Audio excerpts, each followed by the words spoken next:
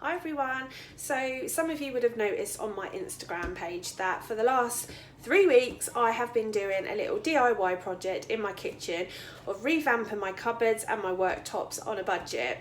I live in rented accommodation, so my original plan of painting the cupboards wasn't an option, and obviously spending like thousands on a new kitchen wasn't an option for me either.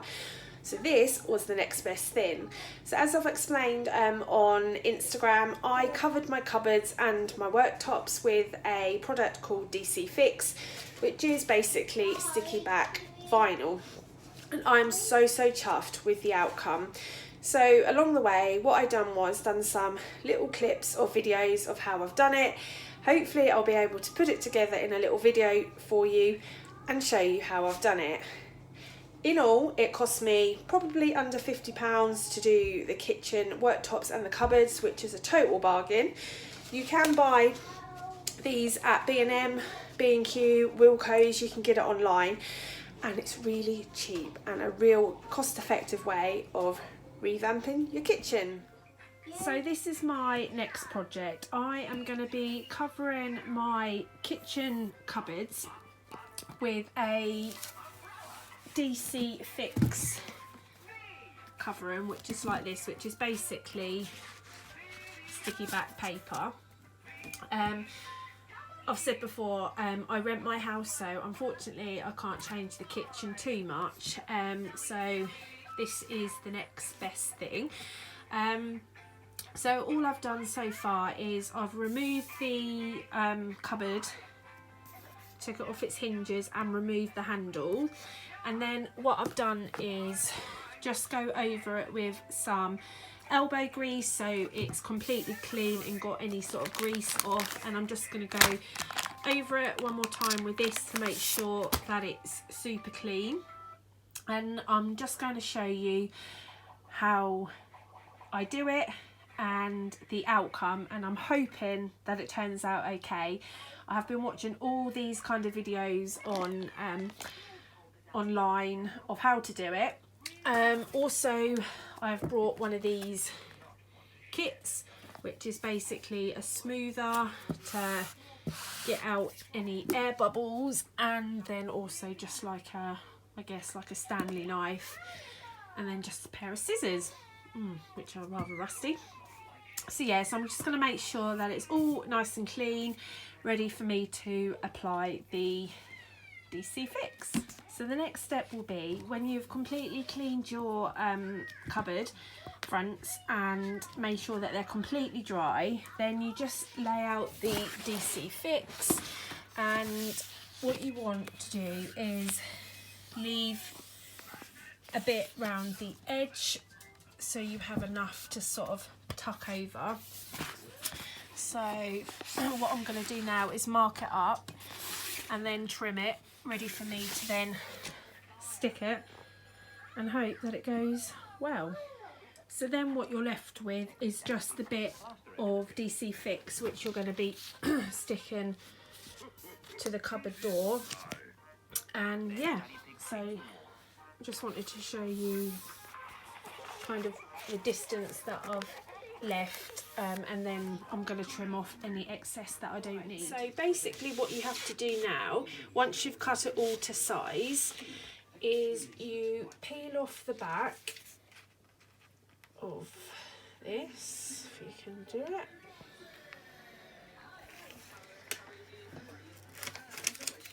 And what I do is just take it down a bit like that, and then I get the side of what I'm needing to cover, turn it over, and then just pop it on like so,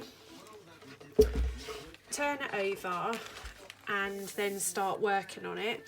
So like I've said before, this tool I think really helps, but you can sort of use any credit card or anything, but I like this because it's soft and doesn't damage the paper. So now what you need to do is you just need to go down, smoothing it all out and removing any bubbles. And then basically you're then going to be pulling the paper down slightly each time to just all smooth it out. And as I'm smoothing it down, I'm going both ways and then just pulling the backing paper down at the same time. And the key to this is just taking your time, not doing it too quickly. Although I've probably got a little bit faster now I've done a few, because I have had 19 cupboards should I say, to cover. So yeah, just keep going. And this paper actually does go on really well. Just keep going down. If you do find that you get any bubbles which you're unable to get off, you can lift it back up and try putting it down again. But if you just take your time and just use the smoothing tool, hopefully that will eliminate any bubbles. And if you do get any bubbles that you really can't get out, some people do sometimes do a tiny pinprick and then smooth it out, but I haven't needed to do that. So you just keep doing that.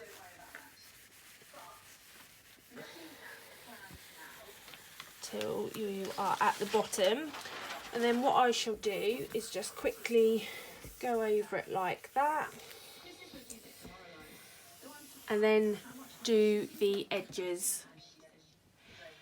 So what you need to do now is to obviously finish the edging off. There are two ways that you can do it. You can either do it so you cut it flush with the cupboard, or you can do an overlap. I'm going to do an overlap just so I get a real tight finish. So basically you will need to just slit the corners like so, and then what you're going to do is you're going to pull the final really tight and get your smoothing tool to pull up. Just keep pulling it tight like that, and then you are going to pull it tight again and get your tool and just smoothing it out. I mean, I'm not worried the fact that it's got an overlap because, well, you're not going to have your cupboard doors open. Like I said, you can cut it flush with that if you like, but I'm not going to. And then what you need to do is get your knife that you get with the pack, and then what you want to do is just cut down there like so, and do the other side, and then you will snip that corner and that corner, and then what you'll do is you'll go on to the other edges so they all finish like that, and I'll show you what it looks like at the end. So this is what it's going to look like when you've done all the sides, and then the bits that you're left with where the brackets go in, basically I just use that to cut them out. And then all what is left to do is to put the handles back on, and the way I do that is as follows. So to put the handles back on and get the holes in the vinyl, what I tend to do is I just get the screw and I will give it a push down on both sides, and then what I do is I flip it back over, and you'll see the marks where it's going to go, and then I just get my little Stanley knife and cut a little slit in where it's meant to go, and then just put the handle back on. So as you can see, it's gone on perfectly with no bubbles at all. I've applied the old handles for the time being, but I am thinking about changing all the handles. So yeah, really chuffed with how it's all turning out. So I'm just going to show you how, if you want to not have the overlap, how you can get a flush finish, which I do use on the drawer ones, to be honest, because of the brackets. So you want to do the edges how you did before, and then you just need to get your little Stanley knife and just take the back of it and go along like so. Can be a bit fiddly, but once you get the hang of it, so then you just drag it along the edge like so,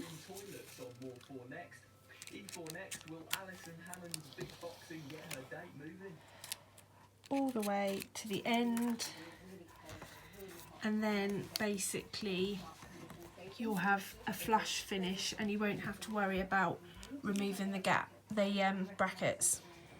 So now what I'm going to do is show you how you cover your worktops.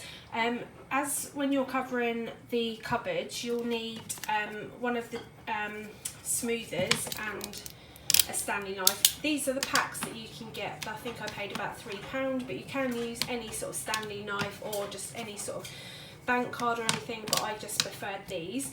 I have already measured and cut the bit of DC fix that I want.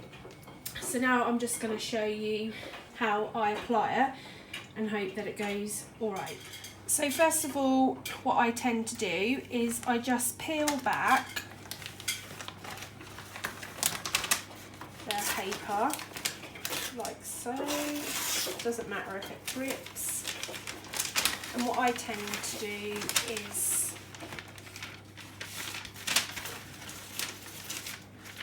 just do that.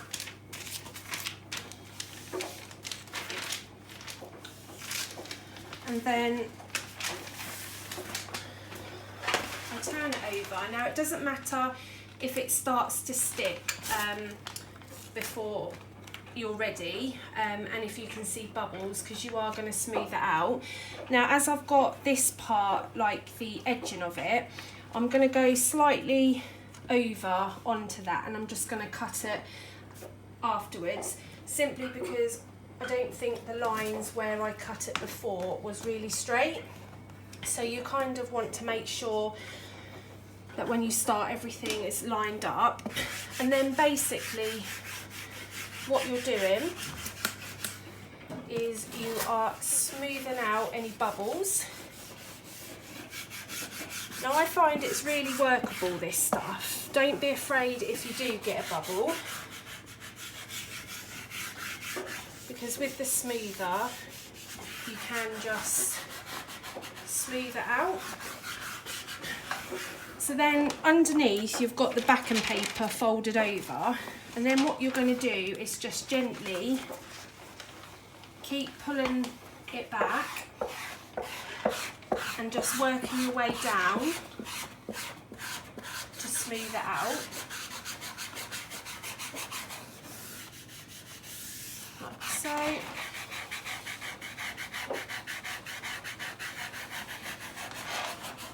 Take your time doing it, because that is the key. Just taking your time, smoothing it all out. And I should have said before you start it, like with your cupboards, you should make sure that your work surfaces have all been cleaned and degreased, because otherwise it won't stick. So just keep going down, pull your backing paper down just slowly, and at the same time just pull the backing paper down and just really work on smoothing it out.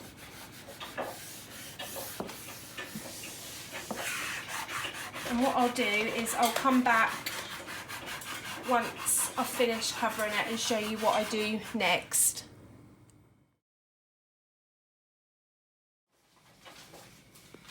So it's all covered now, and you're left with some excess because you're going to like fold it underneath the lip. And also this bit you are going to cut with this knife or a Stanley knife so it matches up with that. So I'm going to do that and then come back and show you. So what you're going to be left with is a ridge, and what you're going to do is you're just going to pull it really tight, which is really difficult to do with one hand, and then tuck it under, and you'll do that all the way round and on the other side as well, and I'll show you what it looked like when I've finished. And this is what you are left with. Really happy with it. The edges didn't go that well on this one, but I have just somehow winged it. It's hard because I couldn't take this away, pull it out because it's chained to the wall because it's a gas cooker. But yeah, I'm liking that. The next thing that I will be doing is using some stick-on tiles for the tiles because I don't like them, to be fair, but for the time being I'm just going to use that grout reviver that I've got. So yeah, really chuffed with it.